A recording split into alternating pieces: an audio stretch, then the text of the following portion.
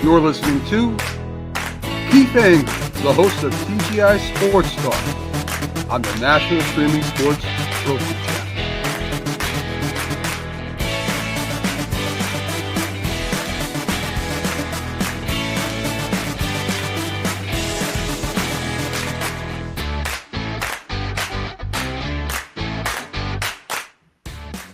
Good evening, everybody. Keith Engle here for TGI Sports Talk's College Football Huddle. How's everybody doing tonight? Just off a spirited, unprofessional, professional sports show. Good to be here live with you. We talk about college football for the next hour and a half or so. Lots to talk about. We can talk some basketball if you want, but I don't think we have time and or the wherewithal to talk about college basketball after one game, and it's only November. We'll get into that later on, but we got lots to talk about. We'll welcome on the platforms. Anybody watching on Facebook, YouTube, Twitter, we welcome you.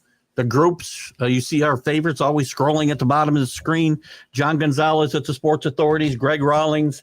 America's Pastime doesn't necessarily apply to this, but some of his other groups do. Flo and Can are back. Flo's back, I should say, stateside. We thank him again for keeping this country safe, or helping to do so anyway. They'll be back doing their podcast as well on Let's Talk Sports, another good friend of the show. Flo and Can, by the way, are Bottom Line Sports. They do their podcast on Let's Talk Sports and some other platforms. Good friend of this show as well. Ken Krause, sports of all, Golf Bud, sports of all sorts.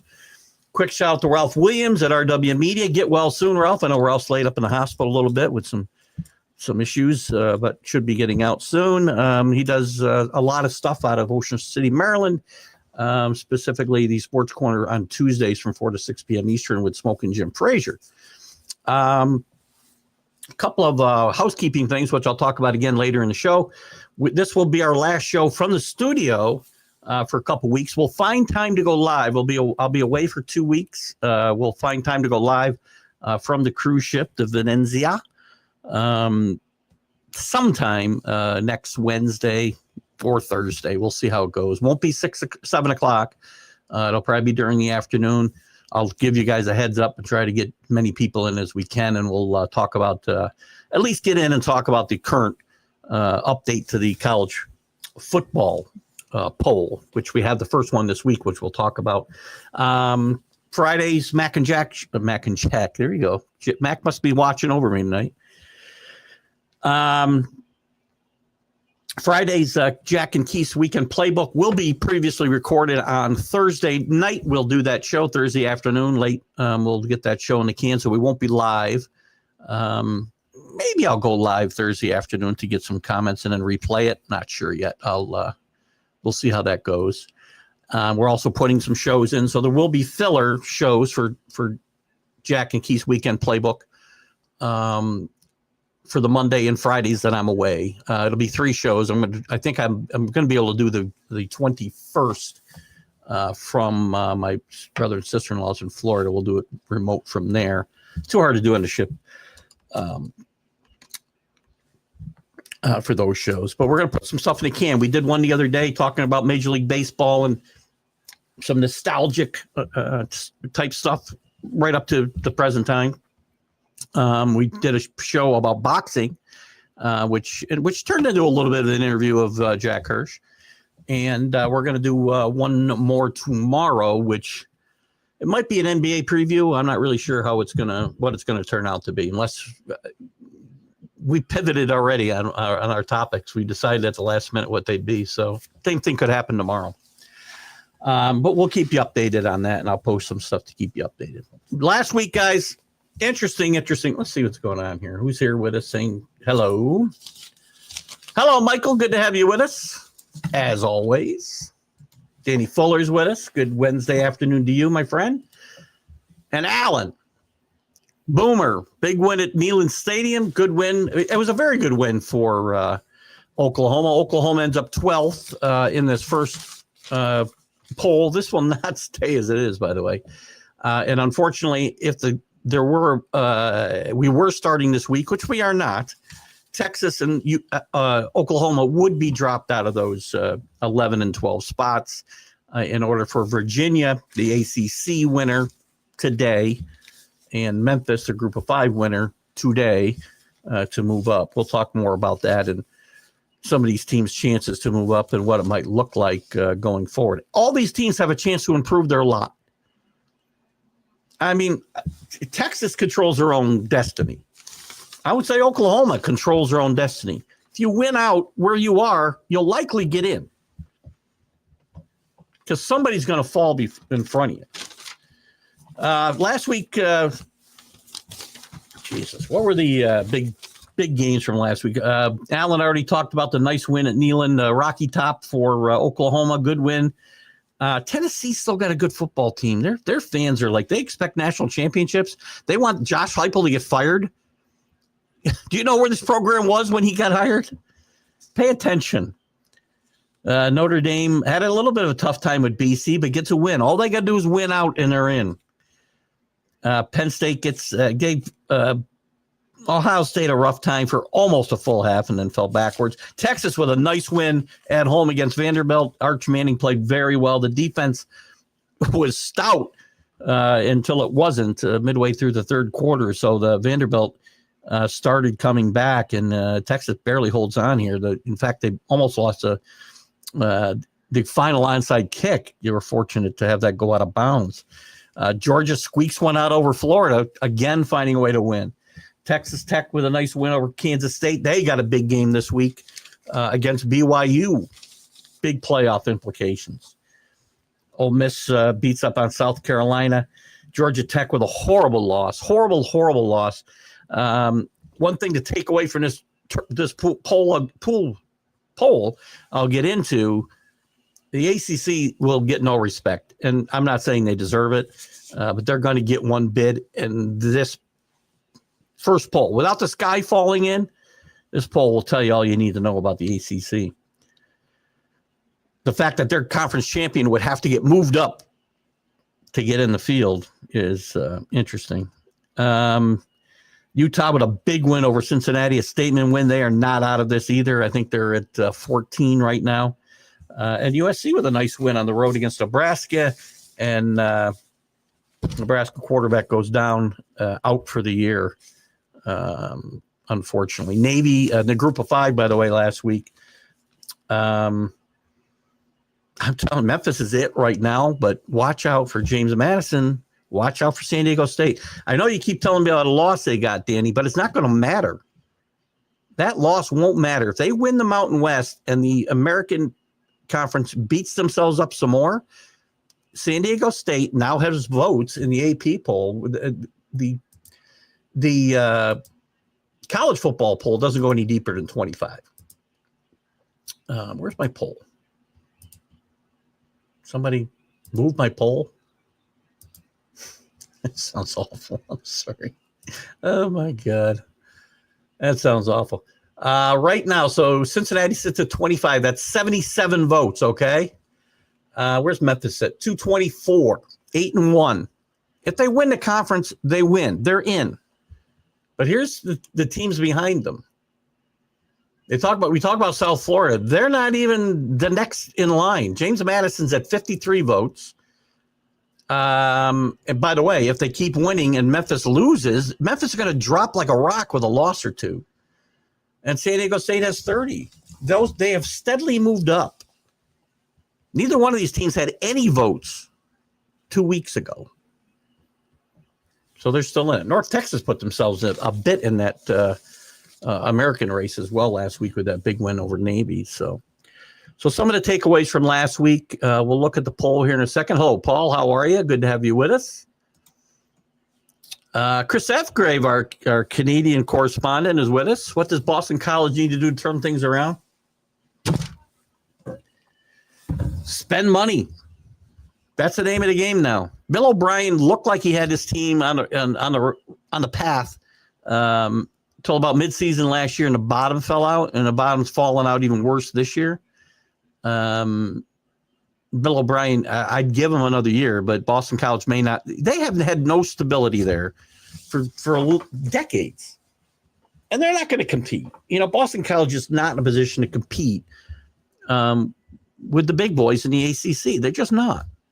I mean, they're going to throw a competitive season in here and there, but they're not going to compete until unless they decide they want to commit.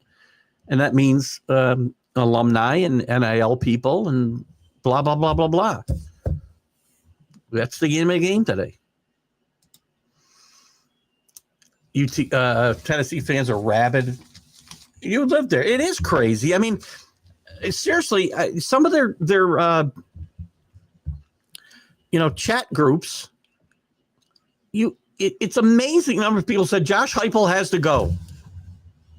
Do they remember where this team was when he came in there, where Jeremy Pruitt had them, where they were with, again, for the last decade or maybe longer?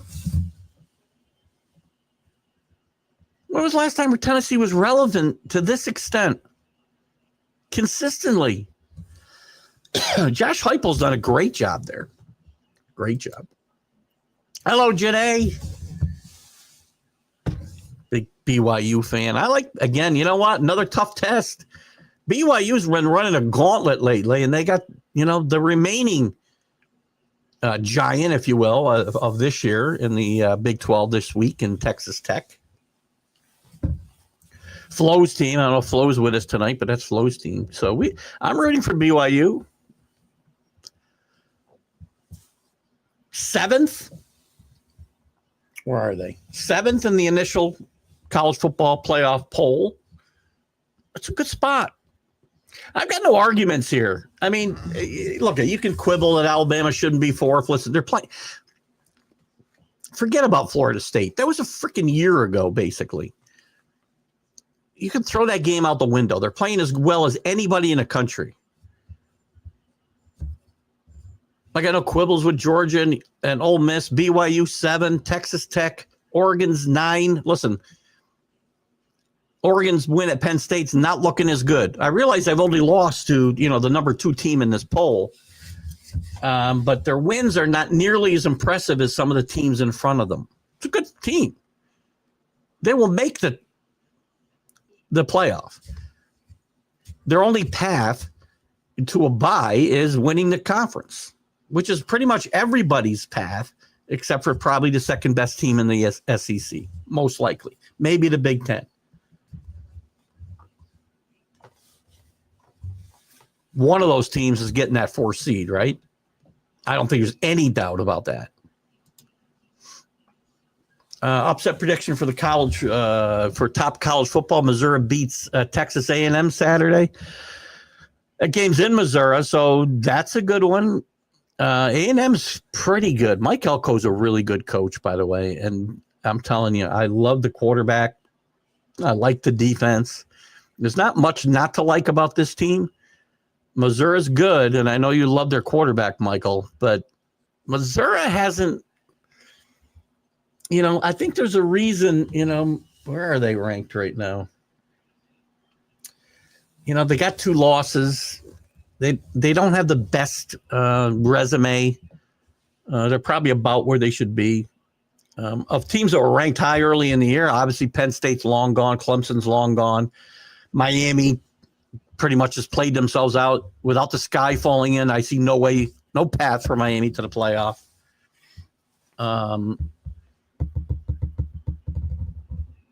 But then you've got some other teams that have a narrow window at the back of this poll. Michigan wins out, beats Ohio State. They're probably going to get in the poll in the tournament.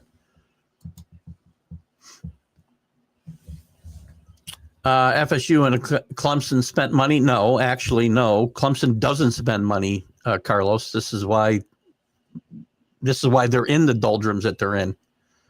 FSU pays money. They use the transfer portal a lot and spend money. Last year, they didn't spend it wisely. This year, they spent it better. And they're a better football team. They're 4-4. They lost a couple of games that could have gone either way. They're not going to want to buy out Mike Norvell because they don't have Big Ten and SEC money. They don't have $56 million to just pay Mike Norvell to go away. I think they really want him to finish bowl eligible and be able to keep him around at least another year. Now, your comment about Clemson spending money is totally 100% wrong. one of the reasons Clemson has fallen off a cliff is they won't spend money. Dabo Swinney will not spend money. He doesn't believe in the transfer portal. He doesn't believe in NIL. That's not to say nobody's getting any money, but they're not spending money like the other big boys are. And he felt if he built an experienced team and got guys to buy in and stay there 2, 3, 4 years, have a third-year starting quarterback, that he'd be a contender. So did I. Wrong. Formula doesn't work. You have to spend money. Clemson doesn't. FSU does, and badly, to your point.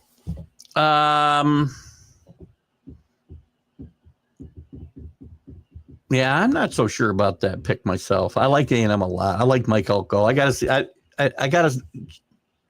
still need some more time with that game, but I don't like it. If there was a top, I like BYU, by the way, to potentially, and not just kissing up to Janae, I promise you, but BYU knocking Texas Tech out this week would be my pick of an upset in the top 25. That's not a huge upset. I'd be careful at Louisville and Cal. I'd be careful. Oregon should be careful in Iowa. They like to get you to play ugly as they play. They play very good at home. They play good defense. They don't play a lot of offense, unfortunately, for them. But they are consistent at what they do. Yeah, I picked Clemson too, Carlos. So I feel your pain. Just recapping quickly, since we have the first playoff poll. Oh shoot! I thought this was I thought I had found my playoff picks. But this is not it. Where'd they go? Anyway, I can tell you I had Clemson to win.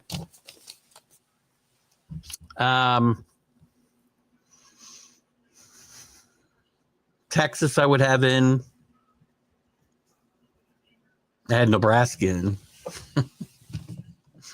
I don't think I had Indiana in the pool. In the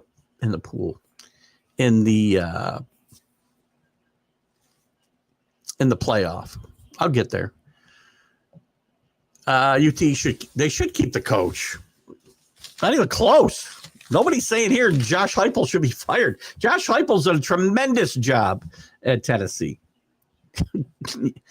They forget where they were with Jeremy Pruitt putting them, on probation, double secret probation. There hasn't been a coach that's had them relevant there since Phil Fulmer left. Tell me one guy I'm missing. Michael does think his work, BYU coming off a bye. I like BYU a lot. I know Janae's going to say she'll think they'll do great. Any chance you're traveling to Lubbock? I think Texas Tech plays in Lubbock for that game, Janae. I know you've done crazier things. And LJ Martin is set to be back. Listen, I love their quarterback too. Brockheimer, he looks like a linebacker. He almost plays like a linebacker. He wears 47. I mean, he doesn't look the part. You know what he does, though? He wins. That's all I want from my quarterback. Win games. Paul Spada still thinks the Quacks are underrated. They're right where they should be. They're in the playoff. They'll likely be in the playoff if they win out. They're likely not going to make the championship game because I don't believe they play anybody. Yeah, they play Iowa, Minnesota, USC, and Washington. They might lose a game. I think Oregon may lose another game. They'll still be in a playoff, would be my guess. The athletic department needs to do better. It's where they need 5-star. You don't get 5-star guys from Florida. What were we talking about? Oh, Tennessee. All right. I thought we were still talking about BC. Listen, you're not getting those guys. He's done a really good. You don't think there's been athletes? They got the best 2 corners in the country, probably. The quarterback has played great. They did great. They make out on the whole swap that ended up happening with Nico and Aguiar. He's better. But they're not going to ever compete with Florida, certainly not Georgia, Texas, or Alabama. They're not going to get those guys that they get. And by the way, the Florida guys, where the talent is in Florida, from Florida. That's what you're saying. That's where all the guys are. Everybody goes hunting in Florida. And there's also good teams in Florida that have to compete with it. And one of the reasons I think those teams in Florida have failed recently, I've talked about it on this show, is the fact that the competition in the SEC has gotten so great that those kids are going to Georgia and they are going to Texas and they are going to Alabama. And yes, you know what? They're going to Tennessee as well. Tennessee's going to be, they've been fine. They're going to be fine. A&M, nice. Your Nebraska team wins big this Saturday. Too little, too late. Who do they have this week? I don't even know. Without the quarterback, I have no idea what this team will do. But Matt Rule's sign there going forward. I think this team will continue to improve. All I want from Nebraska is to be relevant again. I want teams, and we talk about this week in and week out, right? I want blue bloods to be blue bloods again and be relevant. Nebraska hasn't been relevant. I thought the last 2 years they would make that jump. They really haven't. Matt Rule's got them on the right track, I think, though, and football's better when the Nebraskas of the worlds are good. When the Oklahomas are good, I'll give you that. I'll give you that one, Alan. Dooley, brick by brick guy. There have been many. Jeez. I don't know about Dooley. I mean, how many wins? I don't think he won a lot. I don't think his name is Dooley either, is it? I could be wrong. Oh, Derek Dooley. Yeah, my bad. Sorry about that, Carlos. I didn't mean to call you out. Let's see what Derek Dooley, just for the hell of it, I want to see what Derek Dooley's record was at Tennessee. Dooley, brick by brick guy. There have been too many. I hope you're putting him down because he's 6-7, 5-7, 4-7. So I think you're on the wrong or the right side of that. I think I read the comment in the wrong context. How's the football weather on the East Coast? Nova Scotia saw 3 inches of snow yesterday. We did see some snow out in Old Forge, which is a couple hours from here. We're going to be that we have a frost warning tonight. They have a code blue for the homeless because the wind chills are supposed to be in the low 20s. We've had really bad wind here for about, I don't know, nearly a week now. And when I say bad, I mean bad. I've seen stuff blowing around I've never seen blowing around. Dogs, small children, carriages. Oh, we don't call them carriages anymore, do we? Ducks rock. Heupel got vilified after clock management versus Alabama. Fickle fans hung up on that. Whatever. They are fickle fans, Michael. Instead of appreciating a great offensive mind, a solid coach. You know when they'll appreciate him? When he goes home to Oklahoma or someplace like that and he wins a national championship. Then they'll say, oh, man, you remember that? Remember we had Josh Heupel? Let me just check something else out here. I want to check out Tennessee football in general. Let me just see. Let me see if I can find what I want here. Hold on. Bear with me.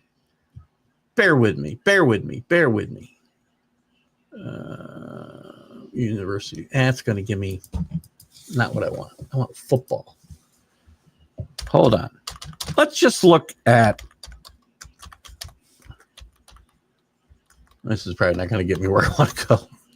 Stay with me, guys. I'll get to your comments, I promise. Now you got me going down this freaking rabbit hole. Because this is what I do. I'll try something different. college football coaches. I just love rabbit holes.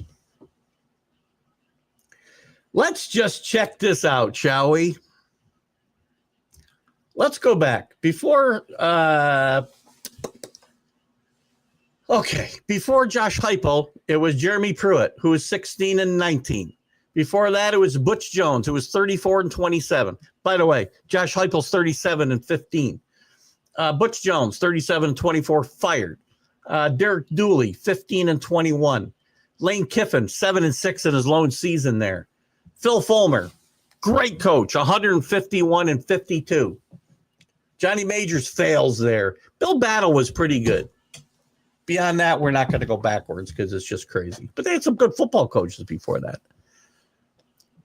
But 1, 2, I'm not counting Lane Kiffin as a winner. 1, 2, 3, 4 coaches before Josh Heupel failed miserably, not counting the interims. Tennessee fans, smarten up.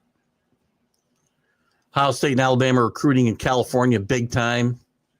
It's a nationwide recruiting cycle now, right? They got to compete. Ohio State especially. This is why the Big Ten wanted all, coast to coast, so that they can recruit coast to coast. Alabama, I don't know how they're luring guys from California to Alabama, but I guess we can guess.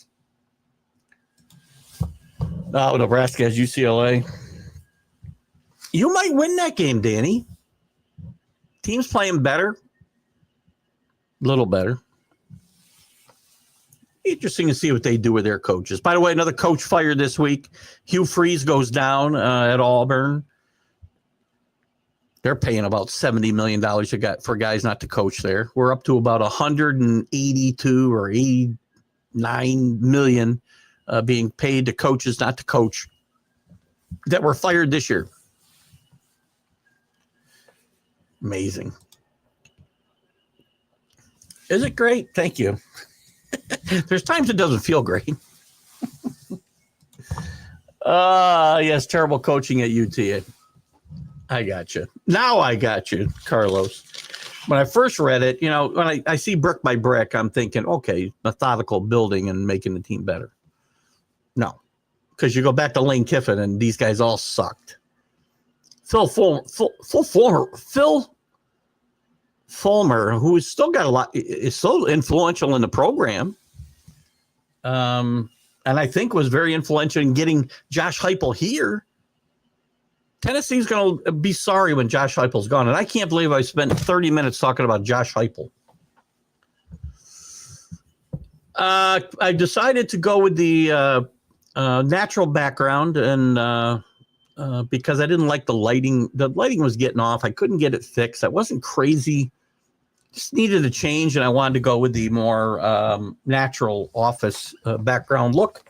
I kind of like it, and so we're going with it for a while. So it's much easier to get the lighting better. Believe me, I need all the help I can get when it comes to lighting for me. That reminds me, I wanted to check something here. I want to check that off. See, we got the enhanced lighting experience now. But anyway, I just wanted to make a small change, and I've kind of liked it. Plus, I don't feel as, especially when I'm doing hours and hours of shows, I'm not as cramped in without the green screen. Things are wide open here, and I like that a lot. Plus, you get to see some of my interesting, I got so many of my little toys around here, helmets and balls and bats. It's a football show. I guess I shouldn't get bats and balls out. But I feel like I got a little delay here. Now I'm going to turn that back off because I'm not liking what's happening when I do that. So we're going to turn that back off and see if that has any effect. I'm kind of talking to myself into the microphone. Tennessee 4th in bowl appearances and 5th in bowl all-time bowl wins. Pretty good all-time record. What's this show for these guys? This bowl records here? No. I was going to look at some of these coaches here. So again, if Phil Fulmer retired in 2008. Yeah, I like it. Thank you, Paul. How many do we want him to win? He's playing in the SEC against Alabama and Georgia. And you don't think Phil Fulmer's career stands up as outstanding?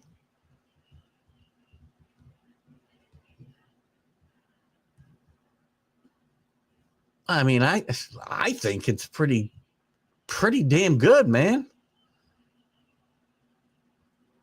Where's he finishing polls? I like the AP poll. He's finished third. He finished first. He finished fourth. He finished, I guess his last few years weren't great. 10-4, finished 12th.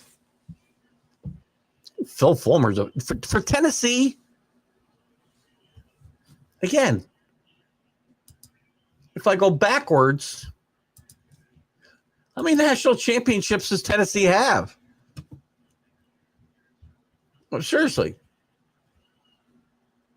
National championships, they have 4 under Robert Nyland. Obviously, the stadium is named for him. He won 4. Nobody else. Doug Dickey wins 1. Phil Fulmer wins 1, and that's it. That's the list. So nobody's winning championships at Tennessee. Yes, 100%. The 2 losses, and again, forget where Miami is now. We think about where they were then. Miami rose to as far as number 2. They lost to the third team that's ranked 3rd now. Close games. Last-minute losses. A&M was at home. Miami was on the road. Notre Dame's going to make the playoff, and I've said this since they were 0-2. This isn't news coming from me. I'm not just jumping on a bandwagon here. I'll find a tape if nobody believes me. And I don't really try to BS people. So I said at 0-2, if Miami won out, they would be in the playoff. And they've done exactly what they need to do, and they're not going to lose any games. The only thing that could potentially hurt them is USC having the bottom fall out. They still got one ranked team left on their schedule, and that's Pittsburgh. They're going to make the playoff.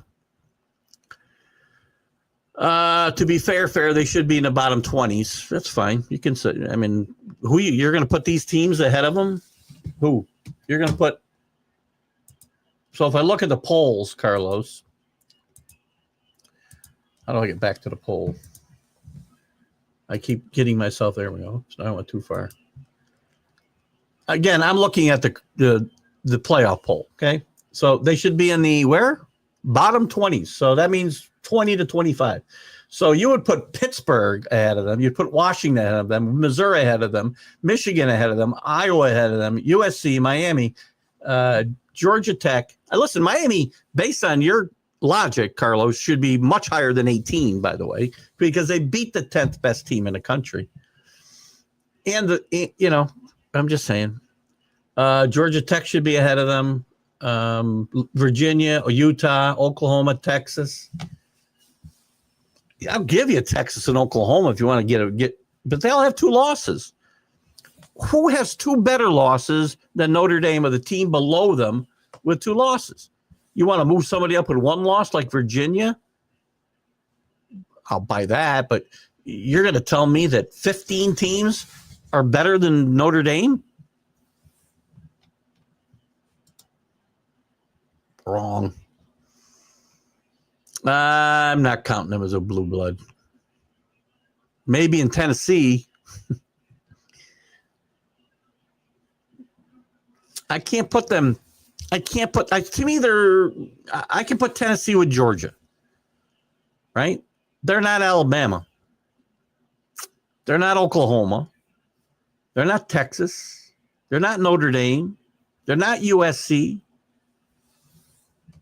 I can get them in the top 20, probably, Michael, right? When we did this a couple of weeks ago. Eric Angers were let down. I think 6. What's that, Danny?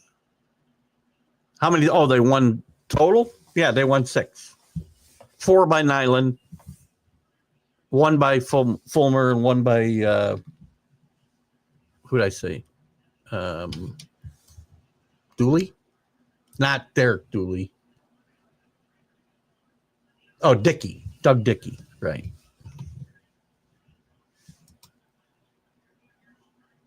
Bill Battle had some good teams there. If you remember, Bill Battle's a very important figure in SEC history because he was the coach who brought Condredge Holloway into Tennessee. He was the first black quarterback in SEC history in 1970, what? 4? 74? 75? Bill Battle's and he had some good teams there. Couldn't beat Alabama. Oh, what's this? Sorry, Paul. Phil Fulmer was Peyton Manning's coach. I didn't say Peyton Manning did win, did I? I said T. Martin. I didn't say T. Martin won either. I didn't say Peyton Manning won. No, I know that. Peyton didn't win any. They kept running into Florida. Again, just couldn't get over the top. Good football team. They beat Virginia Tech and Michael Vick, if I'm not mistaken, in the championship game. Good stuff. Good stuff. So, again, we look at the poll. Let's look at this quickly again. So, Ohio State, Indiana, A&M, Alabama, Georgia, Ole Miss. Ole Miss is maybe the weakest link I see in this top 10, maybe top 12, right? If you look at the entire, or 14 even. No, I guess look at it as 12, right? I think Ole Miss is the weakest link here. BYU, I really like. Texas Tech, I'm not sure about this. Well, I think this game here will determine a goal. Well, it's going to go a long ways to determine the Big 12 championship, obviously, but I think it may go a long way determining whether they have one or two participants in the national championship playoff. Oregon at 9 just feels right. Notre Dame 10, Texas and Oklahoma. Again, they feel right. I had thought there was a possibility Notre Dame would be at 11 and Texas would be at 10 this week. I talked about it Sunday. To me, the interesting spots would be those 10, 11, and 12 spots to see how about 5 teams fit into there. And it came out pretty much close to what I thought. I thought it might be Texas, Notre Dame, Oklahoma, or Oklahoma, Notre Dame. Didn't matter to Notre Dame. If they win, they're going to continue to move up. They would have moved up into the playoff. Utah, maybe a bit of a surprise at 13, but I like where they sit. 2 losses, two tough losses in conference at home is not a good look for them from an at-large standpoint, but still in play for the conference championship. Although they don't hold tiebreakers over BYU or Texas Tech, so they're going to need one of those teams to lose. Get to 2 losses, actually get to 3 losses. I don't see BYU doing that. Probably going to have to root for Texas Tech to lose another 2 games because they'd lose a tiebreaker based on head-to-head competition. Louisville and Virginia and Louisville right now, surprisingly, in control and controlling their own fate in the ACC. If they win out, they play each other in the conference championship game. Pittsburgh's still alive for that. Miami would need the sky to fall, as I said. Vanderbilt probably out of it at 16. Again, some crazy stuff's been happening, but I think Vanderbilt's out of it. I think Miami's out of it. USC would need a miracle. Iowa is an interesting possibility to move up. A win against Oregon at home this week would probably jump them up the standings quite a bit. And again, Michigan, I think, with a path to the playoff. Maybe of these teams we just talked about, I don't see Missouri with a chance. I don't see Washington with a chance. I don't see, Pittsburgh could get there based on winning the conference championship in the ACC, but they do have 2 losses in conference. And Tennessee's out. So Michigan is a team to focus on just a little bit. Let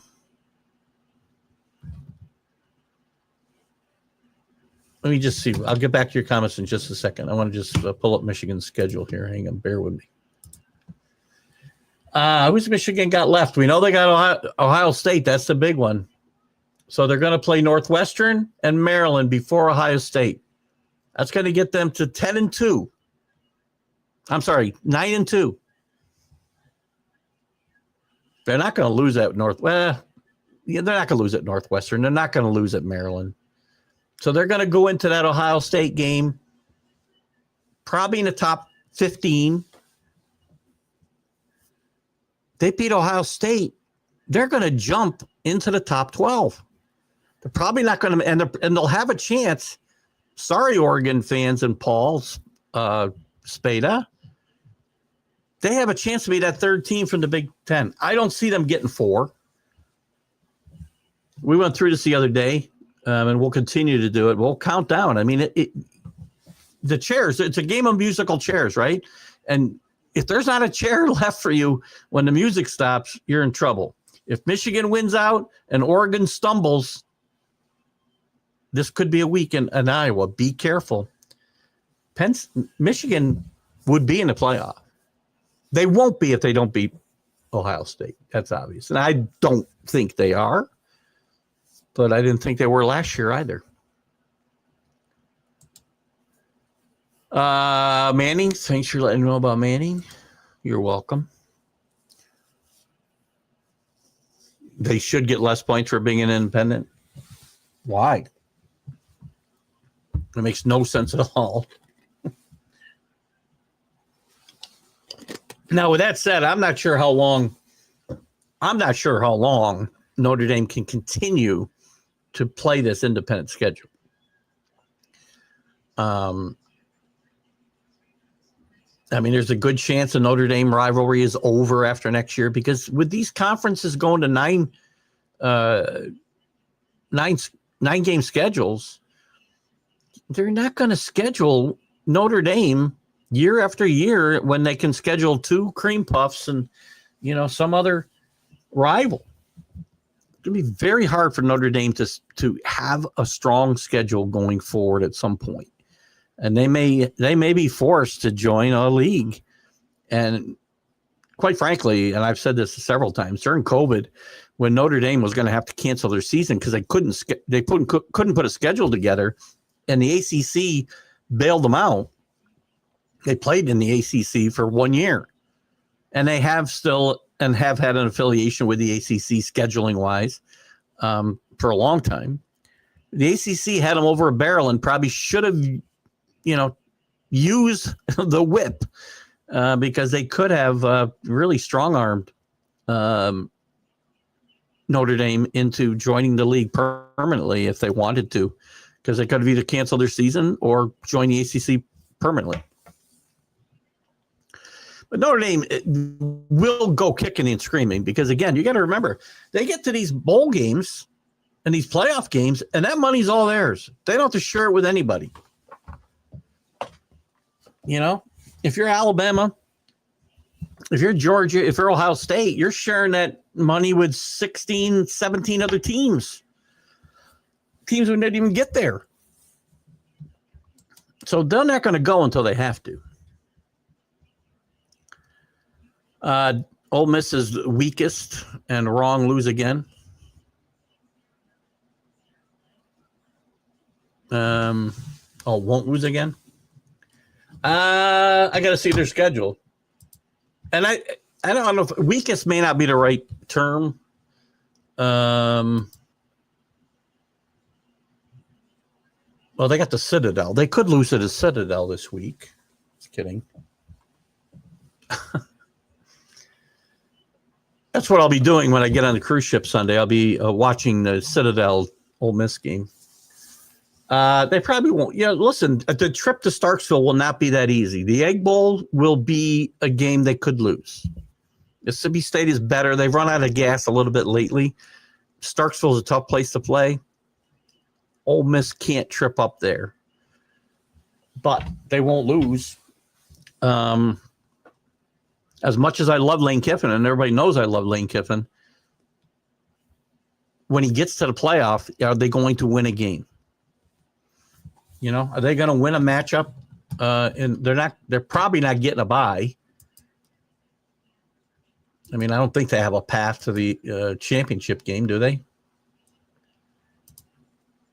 Where are we? SEC. We got 2 undefeateds. We got Georgia.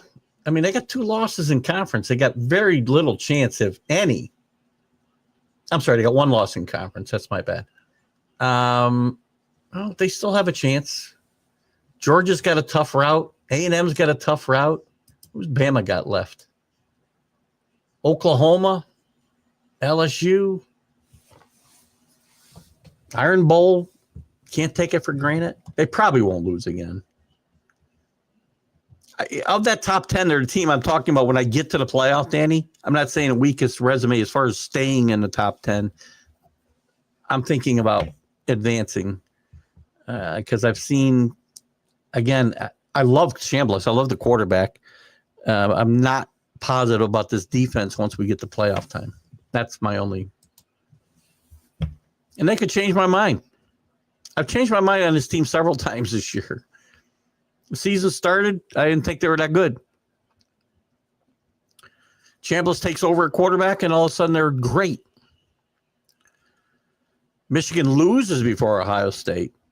Oh, if they do. I see. No if there. Yeah, if you lose to Northwestern or Maryland, you should. All Michigan fans should be in a rubber room. Notre Dame basketball is in the ACC. They've been in the ACC for quite a while since the demise of the Big East, and they played in conferences for decades. They were in the Big East for a long time before the old Big East folded. Well, it didn't fold, I guess. Half of it went away to other conferences like the ACC. But Notre Dame basketball is not even comparable to Notre Dame football. Success-wise, financially, that football team generates, tens of millions of dollars yearly for the university, and bowl games are worth a gazillion dollars, and all that money is theirs. So they didn't want to join the ACC, and if I was the ACC in 2020, I would have said, fine, you can join for a year as long as you stay here past that 1 year. I would have held the feet right to the fire. That's just me. But, Notre Dame basketball has fallen on some pretty hard times the last several years. Unfortunate. I'm reading a book right now about the Notre Dame team that broke UCLA's 88-game winning streak, Danny. It's really good. I think the title of it is that it? Was it 88? No. Let's see. Do I have that right or not? Where's my Kindle? One of several books I'm reading. I read a lot of books at the same time. Yeah, 88 and 1 is the title, actually. I'll show it to you. I'll give the book a little plug. It's really a good book. Jesus. I can't seem to keep the title up here. It's 88 and 1, though. You can you can't see it there. Check it out, Danny. You'll probably like it. 88 and 1. It's a great, it obviously goes in detail to those teams and the team season and players. It's really good. And 1, right. It's a good book. I don't know if you've read it. I just downloaded it on the Kindle. Well, I've had it downloaded for a while and I haven't read it, but I thought it'd be good to read a little bit cruise time. And I've got a historical fiction. What if it's really the story of it's called After Dallas, which is a story with real characters, historical fiction. If you're familiar with it, it's made up stories, but with real people in it. JFK survives the attack in Dallas, and it's the aftermath.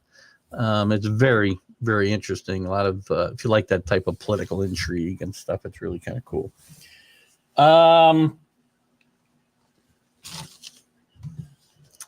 and I'll probably start another book as well. I tend to read a fiction, nonfiction, a sports book, and a biography. I'll have like 4 books going at the same time. So, and now I've got more time to read, and it's a lot of fun. The fun is back.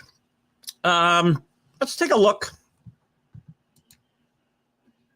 Hello, Can. How are you, my friend? I was talking about Can and Flo from Bottom Line Sports earlier. I believe they'll be back. You guys don't have a show yet. You didn't do a show last night, did you, Can? Good to have you with us as always, my friend. I know Flo had said on the Sunday show that you guys were going to be back in full swing and getting started this week. And I think you do shows, if I'm not mistaken, Tuesdays and Sundays. So feel free to get a little plug here. And if you do have a show, please do me a favor, Can. And I've told Flo remembers. Somebody shoot me an email or a message on Facebook, I should say, and remind me so I can share the show for you guys. I'd appreciate it because you guys have been great supporters of my show, and I want to certainly return the favor. So give me the dates, days and times of your show, and we'll give you a plug. And remember to, if you can, to let me know to share it. Good to have Can with us. Good to have Flo back in the States with us as well. Let's take a quick look at the pool, and I'll make my the picks. It's always interesting to see what games that ESPN is going to throw at us, right? And then we'll see where we go from there. Nobody is setting the world on fire here. I'm only 2 games over 500, and I rank 6 in this group. But Beamer Balls that's Neil Bush is still leading the way with 60. That's not bad. 20 games over 500, I guess. Allen holding close at 56. Rick Sherlock is 55. J-Train, James Martin is 54. Danny is 53. Michael Dighton Edwards is 51, tied with myself. Our generic fan is at 49. If you ain't cheating, is at 48. Boston Paul's at 42, and Scott Kobe, who started late, at 33. He hasn't set the world on fire as he promised he would do when he joined late. But that's a story for when Scott's here, I guess. Let's go through the picks this week. BYU 8-0 at 8-1 Texas Tech. This game is going a long way. It's number 7 and number 8, by the way, in this first playoff poll. I'm going to go against the grain again. I've been doing this with BYU all year. I like them off the bye, as Danny said, against Texas Tech. Texas Tech still banged up at quarterback. They've got a really good defense. And again, Flo gets mad at me when I talk about the $55 million they spent because everybody's spending money hand over fist. Texas Tech is a really good team. They went in and won a really big game, tough game at Utah this year. Stumbled against Arizona State, who has not shown to be as good as they have been, especially where last year. I like Texas Tech in this to lose in this game to BYU. So BYU is my pick. Took me a long time to get there. Here's one of the bigger games on the schedule: 6-2 Southern Miss against 5-4 Arkansas State. I'm going to take Arkansas State just because they're home. Quite frankly, I believe we spoke about Butch Jones earlier. Former Tennessee coach is still the coach at Arkansas State. Could be in trouble and in trouble with that job. They got some big games on the card this week. 5-3 Jackson State Gamecocks against the 2-6 UTEP Miners. I'm going to take Jacksonville State in this game. Missouri and Texas A&M. I don't like the home team here in these conference matchups of two. If it's very good against pretty good, I tend to go with the home team. I think Missouri is a little overranked, if you will, much of this year. The resume is not sterling in my mind. Plus, I think there's a lot of distraction, I think, probably amongst this football team with their coach. I see no way Drinkowitz is coaching Missouri next year. I think he's coaching somewhere else. Penn State, LSU, Florida. Take your pick. I think Drinkowitz gets one of those jobs. I'm going with the upset here. I'm taking number 20 Iowa to beat number 9 Oregon at home. I'll take the upset here and try to make up some points here. They should give me extra points when you pick upset winners. Iowa State at TCU. Iowa State, their season has really gotten tough here. Matt Campbell still gets mentioned for every big job that opens. He's still on the list at Penn State. I'm sure he's going to come up at LSU. I don't know that he's come up at Florida, but the bloom is starting to come off of Matt Campbell's. He had a really good team last year. He's done a great job with we're at a place where nobody wins, or has won until Matt Campbell got there. Has had some pretty good teams. This team, I don't think has quite lived up to expectations, especially when they got off to a strong start, 4-0 this year, 1-4 in their last 5. I'll take TCU. My God, at home. Arizona, Kansas will go to Arizona. Kansas, great offense, no defense. Off to a pretty good start this year, fallen to 5-4. I'm going to take Arizona Wildcats, who have gotten progressively better this year. Wake Forest, 5-3, playing much better football than they played the last couple of years. But I like Virginia here. Virginia now kind of in the driver's seat, controlling their own destiny. In the ACC, undefeated in the conference. Them and Louisville are kind of on a collision course if they were to win out for the championship game. Florida State will go to Clemson. Listen, Dabo Swinney and Mike Norvell, 2 coaches that need wins. Clemson's not firing Dabo Swinney. Let's be clear. They owe him too much money. They are not going to pay him to go away. Dabo Swinney, on the other hand, he might be listening if somebody knocks on his door. A change of scenery might do Dabo well. And the only way he leaves, he can leave with, I think, a $4 million buyout, if I'm not mistaken. $6 million for Alabama, but he's not going to Alabama, obviously. But it would cost them tens of millions of dollars to buy him out. I don't see that happening. I think Florida State and Mike Norvell are stuck in this marriage for at least another year, as it would cost $56 million at last glance to buy him out. I'm going to take Clemson to win this game at home. Actually, you know what? No, I'm going to take Florida State on the road to get the ship righted. Clemson without Klubnik, not the same team, and they weren't that good with him. Nebraska goes to UCLA. I hate to pick against my guy, Matt Rule, but I think I'm taking UCLA in this game. So there's my picks. Some interesting selections for ESPN this week. So good stuff. What do you got here, Danny? I want to say UCLA won 88 in a row. Lost to Notre Dame, that won 54, and I believe 142-1. That sounds about right, because that was 1974, right? Let's see. I think that could be right. I'm going to check it out for you, Danny. UCLA 140. I'm going to put it in that way and see what happens. I can't get it that way. I'm going to take your word for it. I believe it. That team was really, really, really good, by the way. We'll be getting into some college basketball talk as we, start to get into less, college football weekly.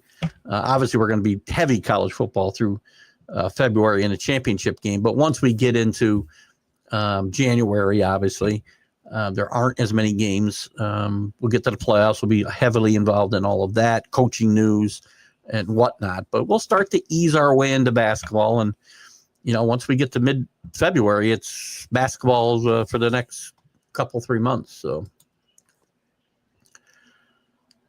I'd much rather talk NFL, but we'll do that on Sunday. Hello, AC. Good to have you with us.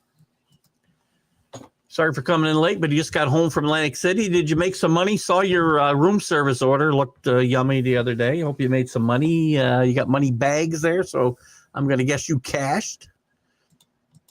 Yeah, I did switch to FSU for that as well. You know, Dabo and the coaching news is, as we talked about, you know, there's a lot of openings, right? I don't know. Did I pull something up here? I wanted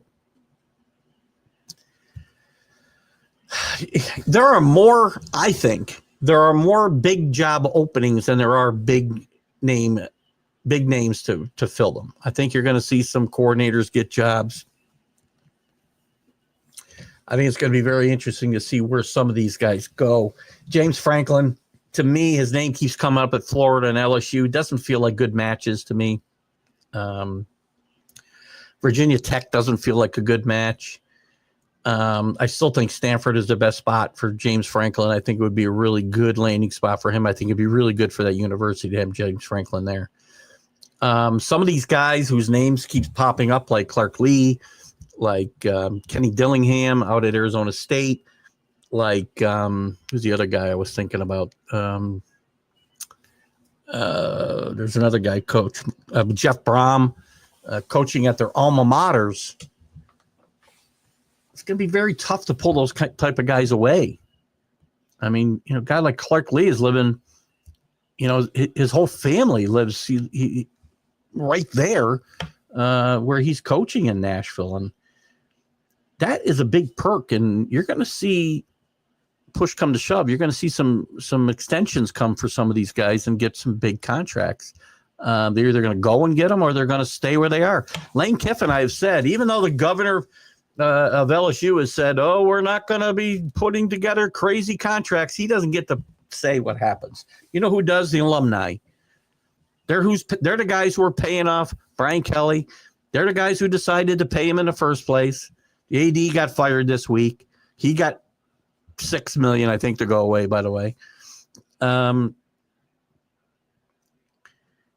said that he doesn't even know what he's talking about. He said several things that were crazy, that both the coach,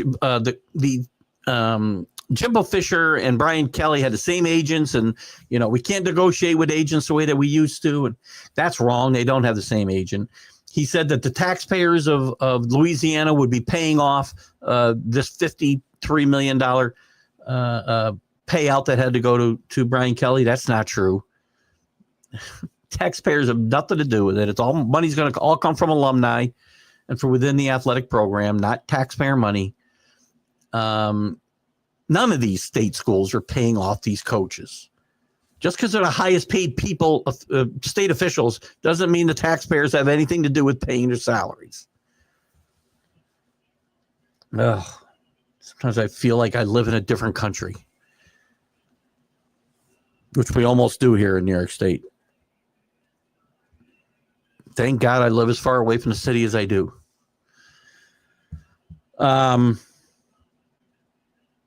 Shocked at the people reveling in this election. It's just mind-boggling. I don't know what you may not be happy, you know, with my side of the aisle, but I can tell you what, if what you want is what New York City's in store for, you probably should have moved a long time ago. Anyway, that's my political comment for the night. Where was I going with all this? It's too early for me to pick where coaches are going. I think Lane Kiffin, that's how I started with. Lane Kiffin is going to find himself the highest paid coach in college football very soon. It's just a question of where. It's either going to be at Ole Miss, which my hunch says it will be, LSU, or Florida. Wherever he ends up, at least for momentarily, he'll be the highest paid coach in college football. Just saying. What do we got here? Yeah, he had a great few days. That's good to hear. Always happy. There's Scott Colby. Scott Colby's a little bit like Beetlejuice, by the way, if you haven't noticed. If you say his name enough times, he will show up. And he is just like that. he's a big Bill O'Brien fan, but he's testing my fandom of him right now. It's been tough. We talked about this at the top of the show, believe it or not. Chris Fgrave had brought up, what's it going to take for BC to be able to compete? They need alumni with deeper pockets. I don't think it's a no-brainer. I think it's a no-brainer. I don't think this is a rocket science. I think Bill O'Brien has not. It looked like he had him on track there for like a year and a half, right, Scott? And then the bottom fell out last year in the middle of the season and has continued through this season. I don't know what his contract situation is. I don't know what the buyout situation is. But this is not a program with deep pockets or has shown the willingness to find people with deep pockets, and they can't compete even in the ACC. If you want to call ACC, the redheaded stepchild of power conferences, they can't compete there. They might be better off in a league like the American. Just saying. Rutgers, BC. I'm saying Danny's saying Lane lands at LSU. That's tough to say. It's possible. I just have this hunch that Lane's at a really good spot at Ole Miss. You're not going to be. Expectations are what they are. You're not going to be expected to compete for a national championship every year. And it's the same thing as, to me, similar. Lane's not from Mississippi, right? But he's really built something there. He's done, again, we were talking about coaches, not, who's done well and who hasn't at Tennessee. Ole Miss has had nobody, especially in recent memory, who's had anywhere near the success that Lane Kiffin has had. And he could write his own ticket there and stay there forever, I think. But he might want another challenge and think, like Brian Kelly, that it's going to be easier to win a national championship at LSU or Florida. I think if he's smart, he stays home. Some of these coaches, though, like Dillingham and Clark Lee, you're at your alma mater. You're a place where they love you. You're probably set for life. You don't even have to, like I said, you probably don't even need to win national championships. You just have to have competitive football teams. And you can stay there and be secure for a lifetime. Or you can take that big leap and get fired in 3 years at Penn State or LSU or Florida. A lot of coaches see the bright lights, man, and they want to go. When you got a perfect situation for you right now, I mean, Brian Kelly would have been set for life at Notre Dame. He'd have never gotten fired. Never. Franklin's going to coach at Austin Peay. Well, that's possible. I heard Billy Napier is actually, Michael's got him going somewhere else. I don't remember the school Michael Dighton Edwards had for him, but I think Billy Napier is a better fit for your alma mater, Carlos, than Franklin. I will have a great vacation. The ship is named the Venezia, not the Titanic. I did go on a cruise ship, but I did buy a lanyard one year. I almost always wear a Patriot lanyard, right? Holding my in fact, you can see them back there on the wall. I think they're all hanging up. My lanyards. I don't think you can quite see them around me. I can't get there. Can I get there? You almost can see them. I got a Patriot one. I got a bunch of different ones. But one year I bought a Titanic one, and I wore that around for 10 days on a cruise ship. There will be a Sunday morning show. My plan on vacation is, again, for some of you guys that weren't here earlier, Jack and Keith's Weekend Playbook we're going to do shows that are going to be pre-recorded. We're going to do a topical, our normal Friday show. This week will be recorded Thursday, but it'll still be like normal content. We'll talk college football, pro football, whatever. But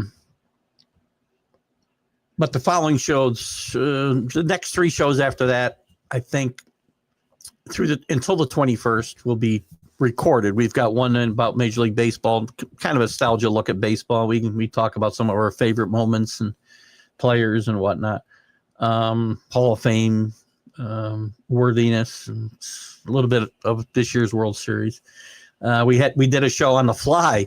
I thought about it while we were doing the baseball show, and we recorded another one in the next hour about boxing, which I thought was fascinating. We got some of Jack's backstory, which Rick Sherlock was looking for. We got some of that. And then I don't know what we're going to record tomorrow. I think we're talking about NBA, but I don't know what we'll do. We're going to record another show to put in the bank tomorrow. So anyway, to answer your actual question, this show will be kind of hit and miss the next 2 weeks. We'll do it at some point, at least to talk about the updated poll. And then the Sunday show I will still do on my vacation, except for possibly the 23rd, because I'll be traveling on an airplane that day. It'll be tough. We may do it when I get home. We may do something live, 2:30, 3 o'clock in the afternoon for an hour or two, maybe watch some football and catch up on things. But the Sundays in between, so the 9th this Sunday and the 16th, I will be live from the Caribbean. Will we be there? Maybe not quite the Caribbean on the 9th, but definitely the 16th will be in the Caribbean.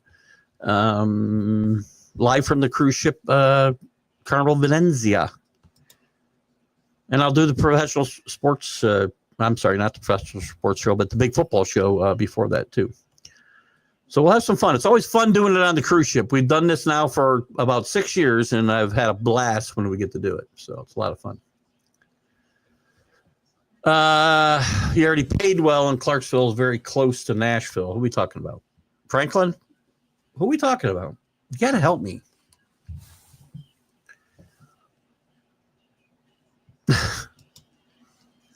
That chicken parm room service didn't come cheap, but it was worth it.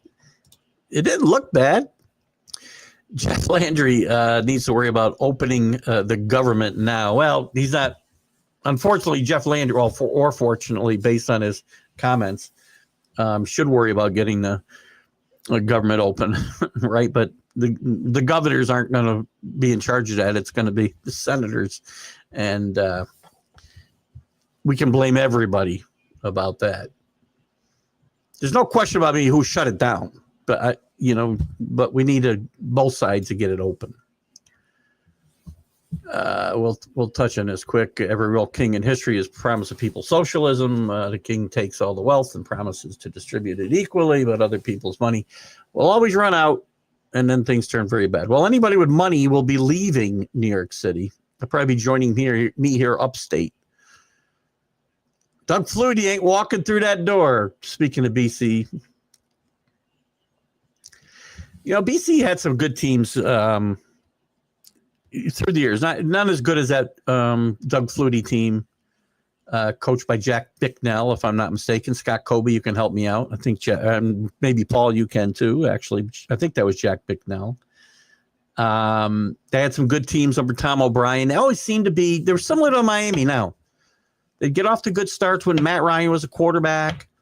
Carnell Williams is a running back. I know these teams very well because a good friend of mine's son was a starting offensive lineman there for 3 years, Josh Beekman, through the Matt Ryan years. And they had some great players in Blackman and the kid, the lineman linebacker who got drafted by the Giants, whose name is escaping me. They had some really good teams, and we went to all those games. Had a blast. East Potomac State, that's the Billy Napier landing spot. Pre-recorded is an appetizer, but it's not the same. We can't interact. Just saying, I understand, but there's no way for me. I'm not here, Danny. I love you guys. I can't do, I can't do 14 hours or something live on vacation. I'll be thrown overboard. You'll get me 2 hours live on Sunday mornings. Well, 3 if you count the hour I'll do on the big football show.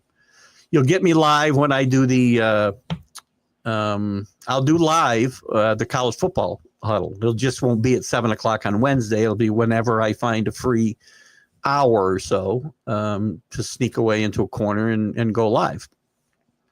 Probably Wednesday. Just to keep it on the same day, but you'll get me live then. And the only thing you'll get pre-recorded is the Jack and Keith weekend playbook. So I understand and I appreciate the thought. It's just something to play with. With that said, though, I'm thinking we have to pre-record Friday's show, even though I can do an MLB update. I can't do the Friday morning show because of a commitment I have, so we're going to pre-record it tomorrow. But I'm thinking about going live when we do it, which would be about 3 p.m. tomorrow, 3:15, whatever. We're pre-recording one of the shows for when I'm out first, and we're going to pre-record. We were going to pre-record, but I think I'll talk Jack into going live then, and then I'll replay it. Similar to what we did at 6 a.m. on Monday for Jack's benefit. Took some binoculars trying to figure out, try to figure out how far you can see out at sea. I do take my binoculars all the time. And sometimes I'm even looking at the sea. My wife's watching. Jack Bicknell, good coach. Yeah, it's thrown overboard, probably. My wife is very lenient that she gives up basically, well, she's probably happy to get rid of me on Sunday mornings, but 8 to 11, it's a long time. So I think we're at sea. I think we're at sea both those Sundays. I'm pretty sure, which makes it a lot easier. Less hustle and bustle. I'm always trying to find a place where there isn't a lot of people, but wherever I go, people frickin' congregate as soon as I get there. I've even brought people on the show. Somebody bringing me a drink, I get them on the show. I have a lot of fun doing the shows remote. So believe me, I've done a lot more live. We won't have any after tomorrow or Thursday or Friday. We won't have any more MLB updates for a few weeks. We'll put that on hiatus. We will probably continue almost weekly through the off season because I think there's going to be a lot of news, obviously, with free agency and trades and, an impending work stoppage, which is really going to piss me off. But we'll talk about that on Friday. Other games this week, though. So anyway, any other questions you have about the next couple of weeks, ask me. I will try to give you guys a heads up when I'm going to go live. If I get up on a Wednesday morning and I know what time I'm going to try to sneak off and do the show, 2 o'clock, 3 o'clock, whatever it is, I'll post it to Facebook. And then you guys can come in and participate. I appreciate the sentiment, Danny, and I'm happy. I love the interaction. Doing the shows with Jack without your guys' comments, doing 2 hours worth of them yesterday. It's a different experience. It's fun, but it's different because I've gotten so used to interacting with you guys. It's a big change for me, and I enjoy it. You guys I have a co-host, and it's all you guys, and I love it, quite frankly. Always have. Sometimes the names kind of rotate in and out. Like we lost John DeLon on this show. Don't know how. Big LSU fan, big SEC fan, and I miss his input. We used to go back and forth. Danny, we'd go back and forth more. Actually, we had some serious disagreements, actually, him and I. Now, you and I have a lot of good-natured ribbing for the most part. He and I really had some knocked-out dragouts. But new faces come in to replace the old ones, and we've got guys that have been around a long time. Now, Danny, you and Paul have been around a long time. Chris F. Grave. Michael's now been here quite a few months. Rick's been with me since the beginning. Rick Sherlock, Kenny, Billy Pulver. A lot of the guys you see. Drew has been with us through most of all that time. Especially on the Sunday morning show. So I love it. Believe me, you guys have no idea how much fun this is for me. Oh, we're all good. Hey, mine was with John, too. We'd have a lot of fun. Who's been popping up on the show a lot is Kevin Mitchell, former Met Giant Seahawk. What's going on? She's crying because she didn't get to say goodnight to you. Oh, hang on. Hello. Hi. Can you see me? Can you see me? I love you. Oh, I had to give my granddaughter a good night because she's upset. You love me. I love you. Aw, don't cry. She just misses you. Aw. Scarlett, I see you soon. I promise. I'll see you pretty soon.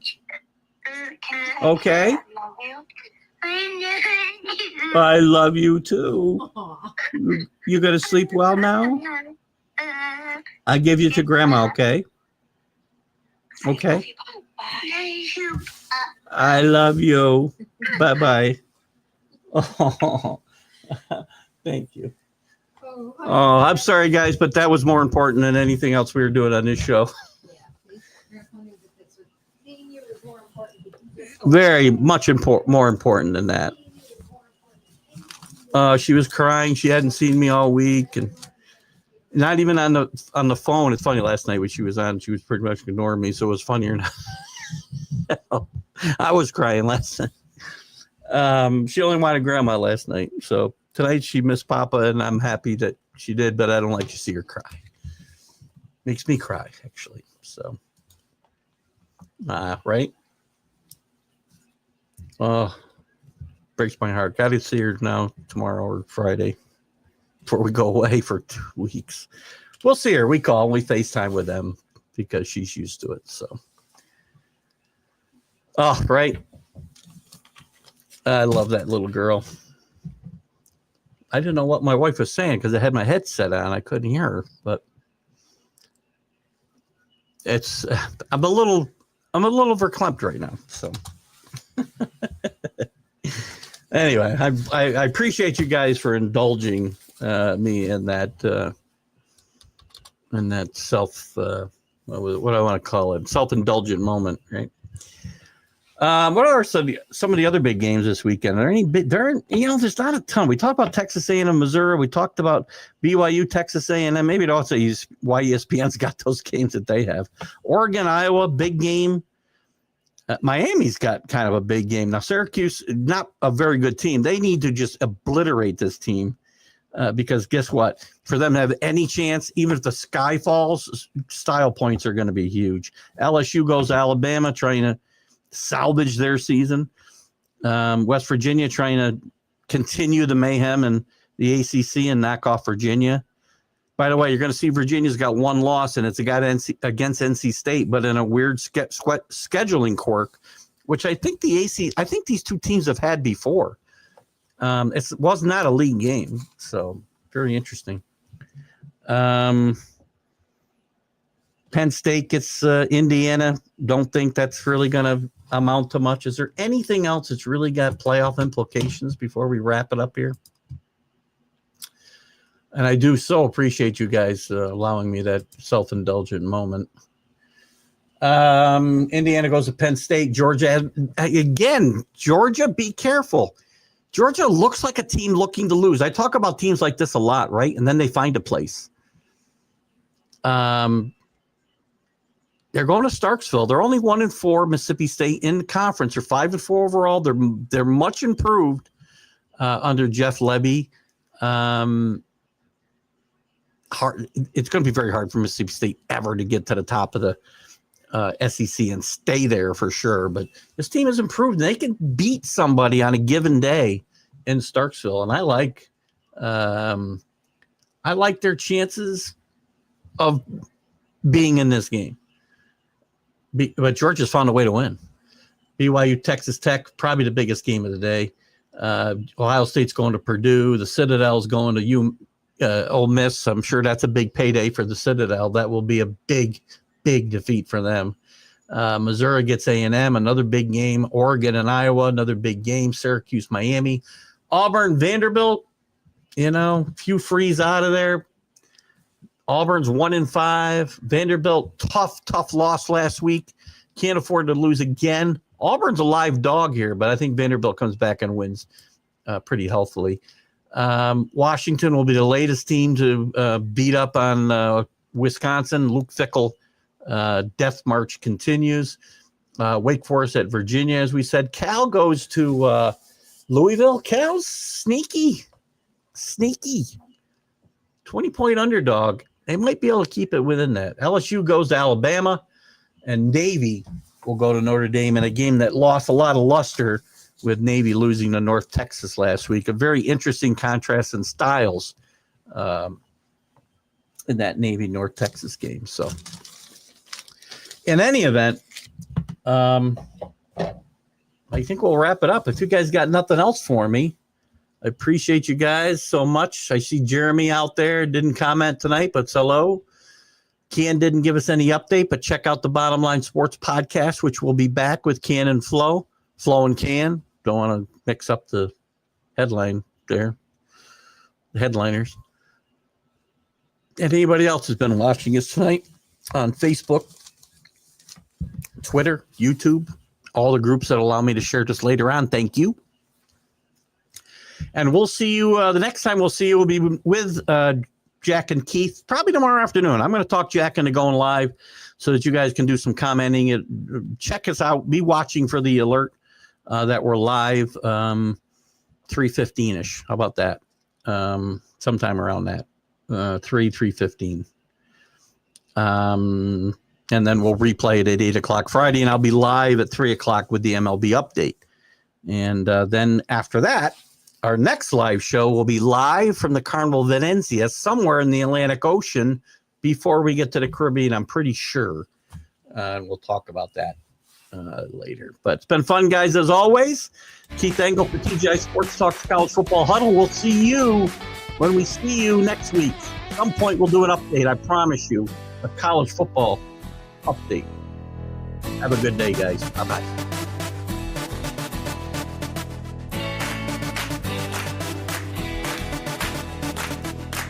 You're listening to Keith Engle, the host of TGI Sports Talk on the National Streaming